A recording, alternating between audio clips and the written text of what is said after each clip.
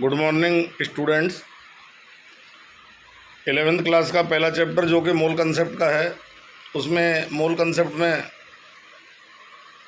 सबसे पहला टॉपिक ये है कि कौन कौन से मोलर पैरामीटर्स टेम्परेचर पे डिपेंड करते हैं। देन हमें पता होना चाहिए कि मोलैलिटी और मोल फ्रैक्शन जो होते हैं वो टेम्परेचर डिपेंडेंट नहीं होते हैं, जबकि मोलैलिटी, नॉर्मेलिटी और बाकी पैरामीटर्स जो होते हैं वो टेम्परेचर डिपेंडेंट होते हैं। हमेशा ध्यान रखिए, जब भी किसी सोल्यूशन का टेम्परेचर बढ़ेगा, then by increasing the temperature of solution the volume of the solution will be decreased, क्योंकि पानी वेपोराइज होता है और उस केस में मोलैलिटी भी बढ़ जाती है और नॉर्मेलिटी भी बढ़ जाती है। लेकिन मोलैलिटी और मोल फ्रैक्शन कभी टेम्परेचर डिपेंडेंट नहीं होते हैं। अब सबसे पहली डेफिनेशन हम सीखने की कोशिश करते हैं मास फ्रैक्शन। तो 1 ग्राम जो मिक्सचर है या सोल्यूशन है, उसमें सब्सटेंस या सॉल्यूट का जो वेट है उसे मास फ्रैक्शन कहते हैं। जैसे कि 100 ग्राम वाटर में हम 5 ग्राम NaOH मिला रहे हैं, घोल रहे हैं, तो NaOH का मास 5 ऊपर ले लें और टोटल दोनों को जोड़ करके मास नीचे ले लें, 105 नीचे ले लेंगे। That will be the mass fraction of NaOH। And similarly we can calculate the mass fraction of water. Water का मास ऊपर ले लेंगे और टोटल मास नीचे ले लेंगे, that will B mass fraction of water.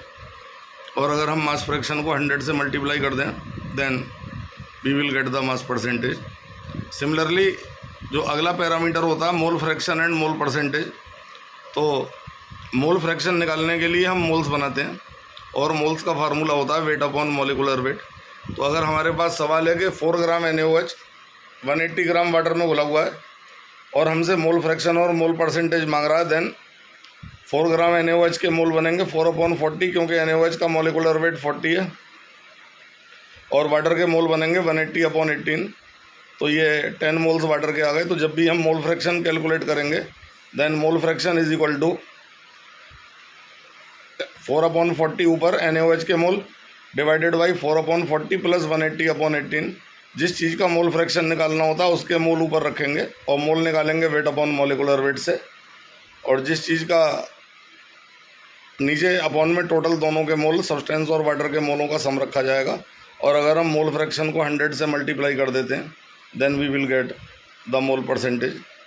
इसके अलावा हमारी अगली डेफिनेशन मोलैरिटी होती है। Molarity means MOLARITY, number of moles of the substance या solute dissolved in 1 litre of solution is called molarity.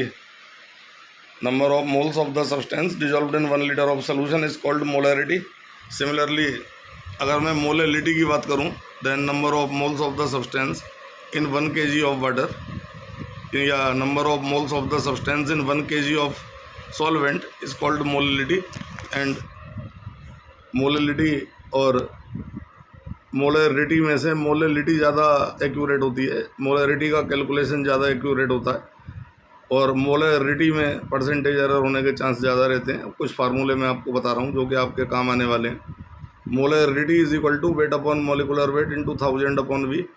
Molality is equal to weight upon molecular weight into 1000 upon weight of water या weight of solvent.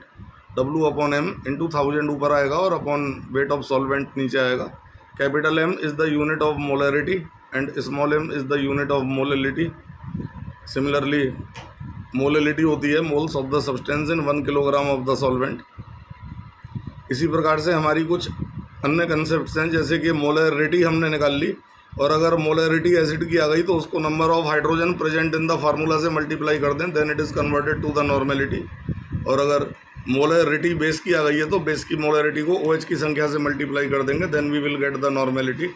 और अगर salt है तो salt की molarity को valency से multiply कर देंगे, then we will get the normality. इस प्रकार से हम तीनों चीज़ें निकाल सकते हैं। Molarity is moles in 1 litre while molality is moles in 1 kilogram of the solvent. एक अलग से फार्मूला होता है जिसमें कि कोई भी अननोन चीज़ हम निकाल सकते हैं। D is equal to capital M bracket में small m plus m'/1000। D for density, capital M for molarity, small m for molality and m' is the molecular weight of the solute. फिर से एक बार formula मैं आपको repeat कर देता हूँ, बहुत काम का और इम्पोर्टेंट फार्मूला है JEE वगैरह के लिए। D is equal to capital M bracket चालू 1/स्मॉल m प्लस m'/1000। इसमें जो भी एक अननोन चीज़ है वो आसानी से निकाली जा सकती है और हम कोई भी अननोन चीज़ निकाल सकते हैं। इसके अलावा फार्मूले में से अगर परसेंटेज निकालनी है, जैसे कि मान लो NaOH है तो पूरा मॉलिकुलर वेट NaOH का 40 है, तो Na का वेट ऊपर ले लेंगे 23/40 नीचे ले लेंगे, इंटू 100 कर देंगे, then it will be the percentage of sodium. By the same method we can calculate the percentage of all the elements. और ऐसे ही इंपॉर्टेंट और इंटरेस्टिंग वे में चीज़ों को सरलता से सीखने के लिए हमारे चैनल पर बने रहिए और चैनल को सब्सक्राइब कर लीजिए और वीडियो को शेयर कर दीजिएगा अगर अच्छा लगा हो तो। Thank you.